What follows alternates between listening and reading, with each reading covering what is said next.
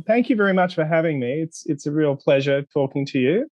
I'll just give a little bit of background of my journey into the position I'm at the moment. I was born in Australia, in Sydney, Australia, and I did an undergraduate degree in the late 80s, graduated in 1990. The animation industry in Australia at that time was pretty much non-existent because in the 80s, a lot of the work had been moved to Asia because it was cheaper to make it there. So I couldn't get any work as an animator, and there was actually no education for animation in those days, formal education in Australia. So I worked for a number of years, or about 6 years as a designer, and but I was still animating on the teaching myself to become an animator. So I did a whole bunch of little short films. Those were the days where you had to shoot on, draw it, put it on cell, paint it, shoot it under a rostrum camera, get a sound design, all that sort of stuff. So it was filmmaking 101 as well. So I was self-taught in many respects. In 1996, there was a big explosion again in animation because the web industry started needing animators. So I had my little film seen by an animation supervisor, and they liked my work, and they employed me as an animator. So that's where my animation career started in 96, doing 2D animation.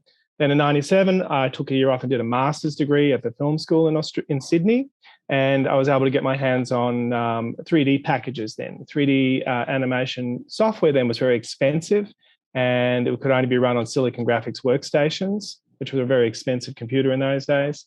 So I was able to get my hands on those machines and that software, and taught myself how to use that to animate, which led me, once I graduated, a little film, and my little film went around the world, got into Annecy, got into a number of festivals around the world, and it was seen here in America, and I got a job here in the United States. So I was brought over to Los Angeles to work on a movie called Deep Blue Sea, which was a very it's big budget, but kind of B-grade horror shark movie.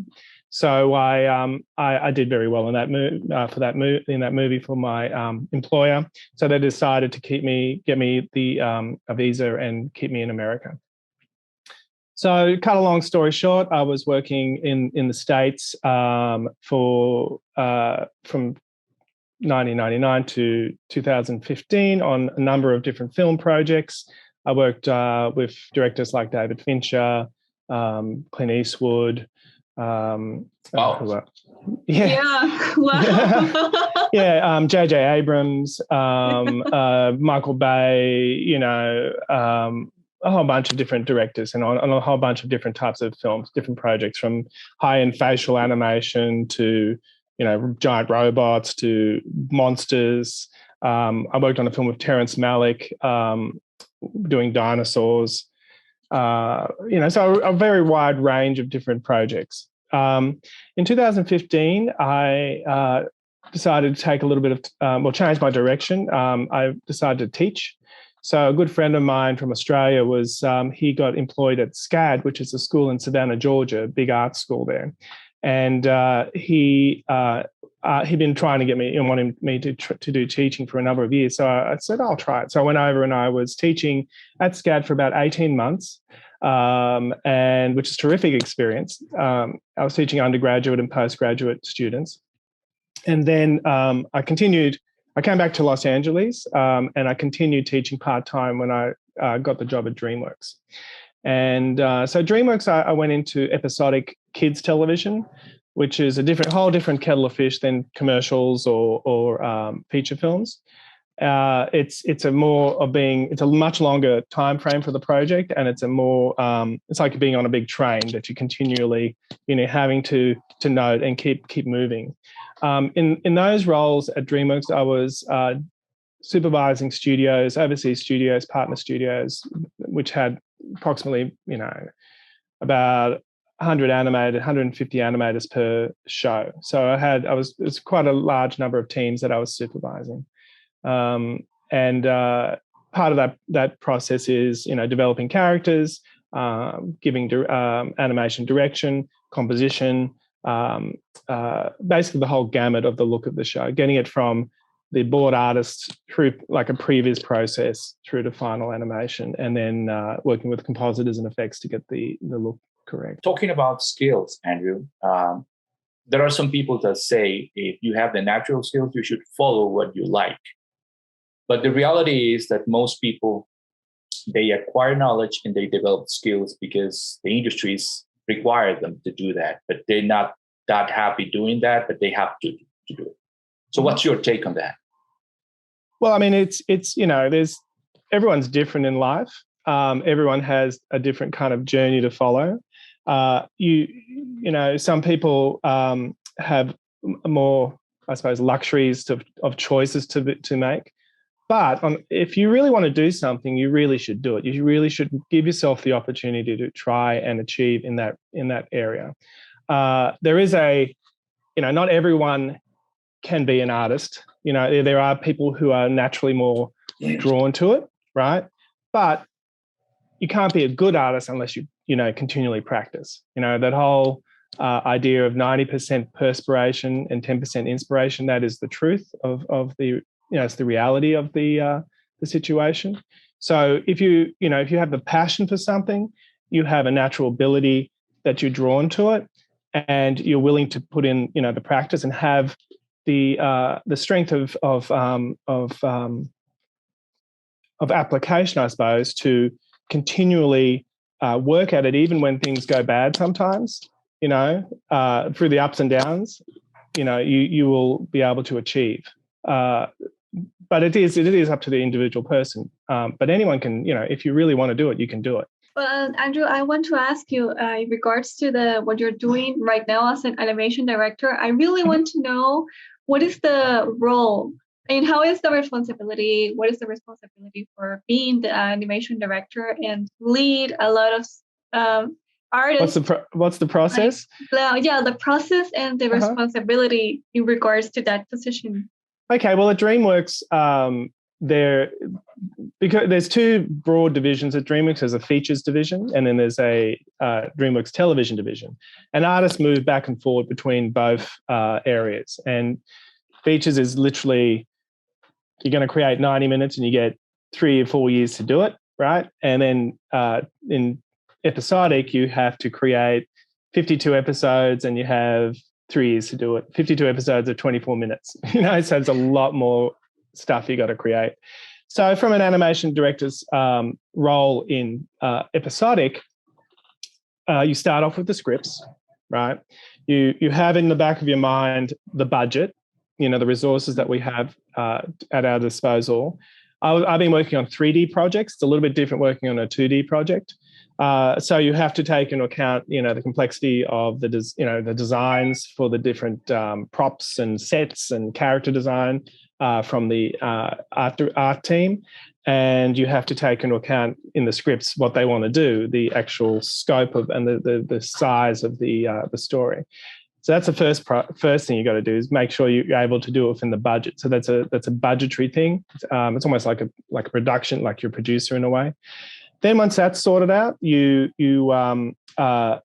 I'm working on a new show, like I did on Fast and Furious, you do have to look at the characters and you talk to the writers and the showrunners to be able to lock down how these characters will perform, who they are, which is a really important step because that's the root of getting the story across. So for me personally, I look at things like the status of the character. I create, their background, who they are. How in Fast there was the vehicles were also a character that were involved. How the vehicles drove. So all of those things, you mix up and you basically create a blueprint for the animation teams overseas to have in the back of their mind, so they can, to inspire them to get the animation of the characters different to develop their personalities. Then once you've got all that done, you go into production. So you have a story team. They're doing boards, just like in features. It's a similar thing if you're working in previz and features.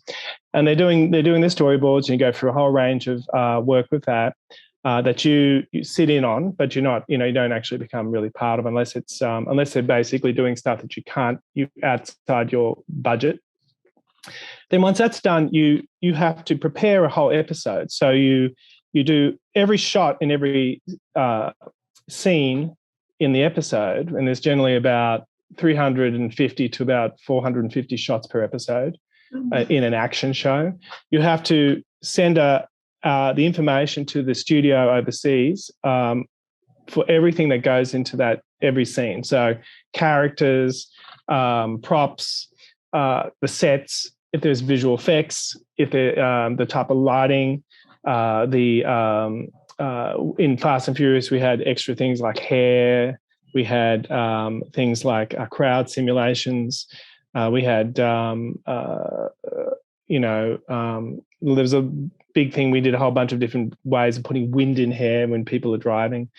So all of those things get sent to the overseas studio with all the assets, and they ingest it, and then they send it to their previz teams, and then they build it. So then my next steps is I'm getting the previz back, which I call layout. I give notes on that. They take those in. Another few weeks pass. They send me back a primary pass, which is a blocking animation pass with the changes I've already sent. So that's literally, pose to pose. And so you get the pacing, you get the tempo of the scenes, the acting, if it's communicating, the screen direction, making sure everything's working. Then once you're happy with that, you send, your notes back. Then they come back and we have 2 passes at secondary animation, which is the polish. They're putting in proper lip sync. You got the acting, the nuances.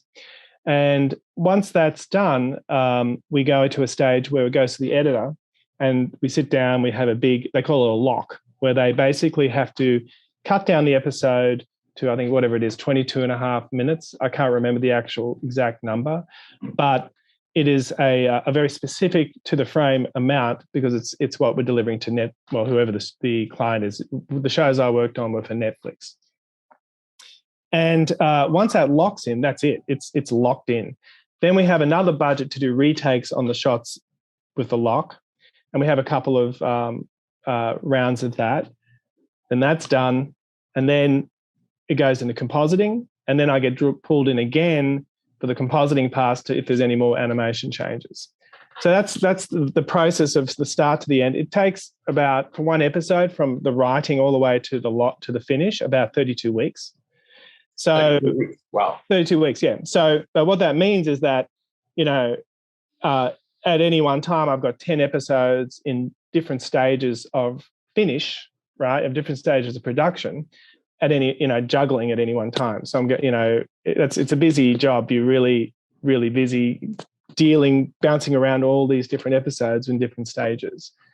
And that's basically it. I mean, the other thing, of course, is the management issue, where I'm managing 3 artists under me at Dreamworks who are helping me. And then I'm managing the lead artists over in the overseas studio, to help them with their, with their teams, keeping them on track and giving them any support and advice to keep the show going along. So yeah, it's a busy job. Now, Andrew, talking about education, and we spoke a little bit before related to how we are promoting the acquiring of knowledge and development of skills in Latin America. What's your projection as far as where do you think people that wants to jump in this industry should look for as far as knowledge? Where do you see the available jobs in the future? I've never seen as much work as there is now, ever, right? I mean, with Netflix and the other streaming services, the Apple streaming, the Amazon, Hulu, Disney, HBO, all of these companies, and this is just the companies in the United States. There's companies all around the world, big entertainment companies, and which, like you're saying, in Asia as well, the Chinese, the Japanese, Korean. I mean, it's a huge global industry. They're all needing artists, and it's never been better. You have been part of projects such as animating virtual humans of augmented reality, and also content also related to the design and previz and a variety of IP for new technological development, Mhm. exporting to Unreal Engine. So I want to ask you, how do you see the future with this new, also free software for future films, commercials, education as well, with all of this that is happening in the technological world? Oh, I think it's the way everything's heading that way. The project I'm working on at the moment is being rendered in Unreal. Yeah, it's. I've just started, a new project with a independent company that is very adult. It's completely different from the stuff I was doing at Dreamworks. It's a very adult show, extremely adult, and for Netflix. But the studio we're using is doing all the rendering in Unreal. So I've been on, trying to. I've been doing the tutorials, like what I was just saying. I'm learning now Unreal, and so I can see the what I can create with it, and it's amazing. It really is. A few years ago, I worked with Unity. They were the augmented reality. I had to animate Usher. Was it? It was Usher and a few Hollywood celebrities advertising things. But that was back in the day in 2014 when they first were testing the cell phones, when you press it and you point at a target and the augmented reality comes up. So it was in the early days of that. So that's what I was working on, creating the animation in Maya to be exported to to Unity. But now with Unreal, it doesn't really change the animation process much because you're still animating in a 3D package. We're animating in Maya. But the fact you can render in real time, I mean, that's a game changer. I mean, I can't tell you how many times you're waiting there for the render to go through for a show, and it's like down to the wire. Now, literally, you can just animate and test it, and it's done. It'll change it. So it's terrific, and it's only going to get better and better. Right now, you mentioned you were in the educational field. So yes. You want to talk to us a little bit about that? About my experience in teaching? Yeah. Yeah. Well, I was working, as I said, in Savannah, Georgia, for a school called the Savannah College of Art and Design. I think they were founded in the late 1970s. And they're quite a large institution. They have, can't remember. I mean, we had our animation department in Savannah. We had over 2,000 students there. It was a lot of people going through the courses. They are, they have a 2D and 3D teaching program that, but of course the principles of animation are the same for both. Anything you do, and a stop motion.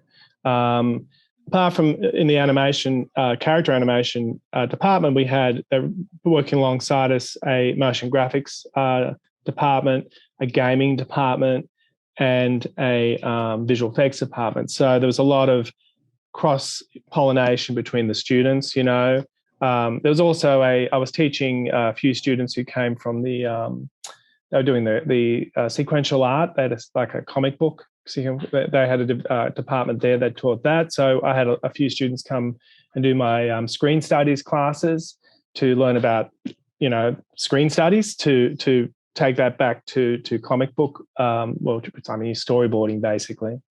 It is a very strong course. The level of professors there are very high. The professors I worked with they're amazing faculty. I've